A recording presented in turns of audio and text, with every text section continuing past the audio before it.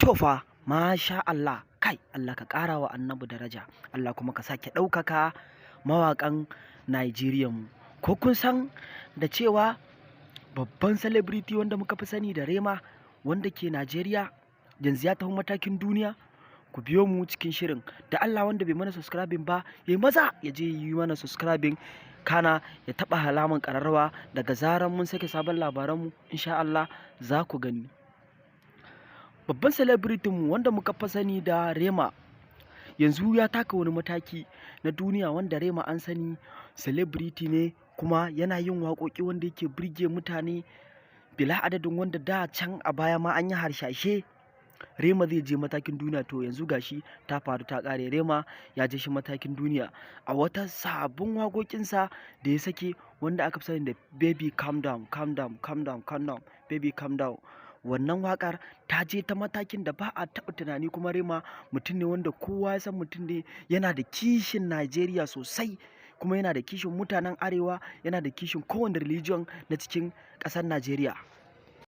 Rema mutum ne wanda yana ɗaya daga cikin mutane ko kuma in ce manyan celebrity na Najeriya wanda ake jin daɗin waƙoƙinsu a outside country, musamman ma irin waƙar soyayya ko kuma waƙa dai wanda dai zaka ji haka ta kwanta maka a rai ta soyayya dai haka. Waƙa kaɗan daga cikin wannan tarihin Rema kenan, wannan kaɗan daga cikin biography na Rema, sai ku karanta ku gani. Kai wannan celebrity gaskiya taka rawan gani a Najeriya, sabida Rema ya ɗauki wani ƙalubale wanda ƙalubalen nan ba kowane mawaƙi bane ma a duniya ya fuskanci wannan ƙalubalen. Ya fara abun harkar waƙa dai kaman harka za ta yi kaman ba za ta yi ba. Rema ya je wani mataki wanda yanzu kalli mutanen da suke following ɗin Rema, ka duba gani idan ya je show mutane turawan da suke hauka cewa ake nuna masa soyayya na hauka.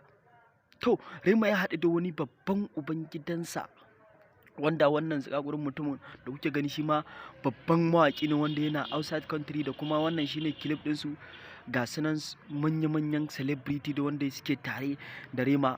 To Rema dai ya kasance mutum ne mai haƙuri, ɗaya daga cikin halayen Rema wanda muka bincika, mutum ne mai haƙuri ko mutum ne wanda yana da kishin mutane gaba ɗaya na Najeriya, kuma ga yanayin kuɗin da ya samu a cikin waɗannan shekarun, wanda insha Allah muna sa tsammanin nan gaba sai ya zo ya fi kowane mawaƙi na duniya kuɗi.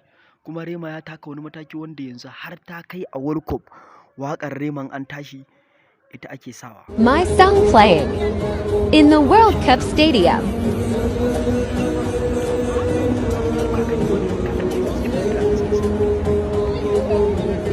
Musamman ma mutanen Indiya suna yi kayan sosai don haka ma ke tare da kayan kamar da kama da ashiri na gaba. It's okay, I don't even care, bro. You fucking killed it.